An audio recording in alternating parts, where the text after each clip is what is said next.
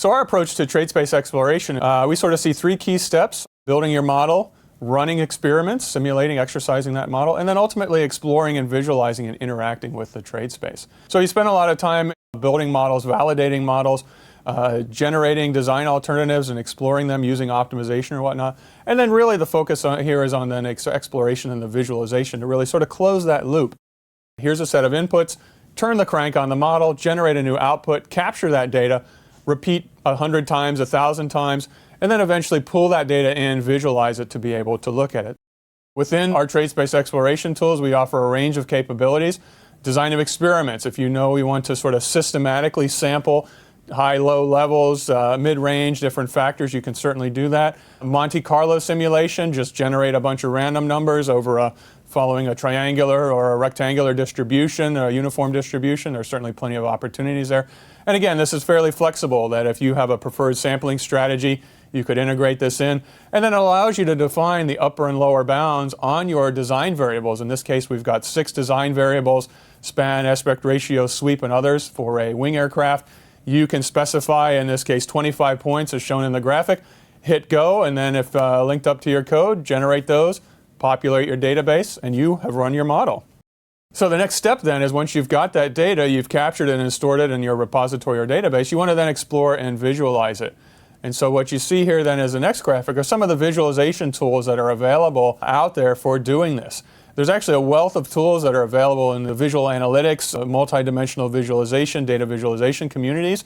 So we haven't necessarily in our work generated anything new. The interesting thing though is mixing and matching these in different combinations depending on what the designer is trying to do to support his or her exploration and decision-making process.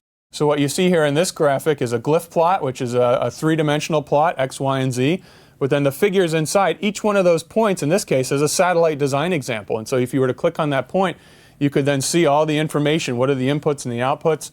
You can color code them, different size and shape depending on, say, the weight, the cost, the delta V that it can execute. All of these windows are linked together so that if you change or slide anything in one, everything else is updated. So it provides a very interactive approach for doing trade space exploration.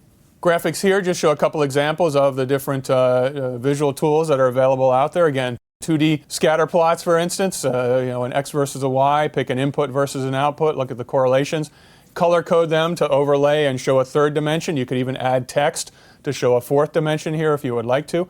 Glyph plots that I mentioned, you can actually, if you add size, shape, transparency, orientation, actually look at 7 dimensions in once. So we find that most people, 3 objectives, 4, 5 starts pushing it, but you can actually visualize enough of that data. Scatter matrices is essentially all 2x2 combinations of different variables. And then parallel coordinate plots as well. Actually, each line is an input or an output, lower bound, upper bound, where then you string all those together, and the single lines across there essentially connect the dots and show you what one design alternative is. So you could stack up as many different dimensions using a parallel coordinate plot as you would like to.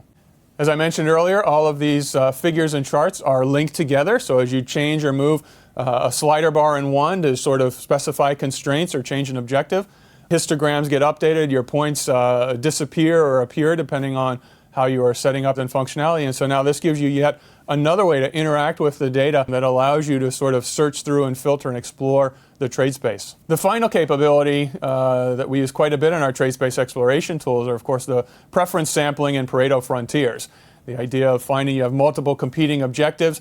If you have weights to place on those, then you can certainly do that, and we allow you to go in and manually change the weights with slider bars. As you can see in these two graphics, in one case, the cost of the satellite is much higher than the delta V, and so your preferred region is red in the bottom middle there, versus on the right-hand side, if that importance changes, then your region of good design actually changes, even though the Pareto frontier, the trade-off between cost and delta V is the same across all of these. Where you'd want to be on that frontier might change, and these exploration, the visualization tools will help you find that.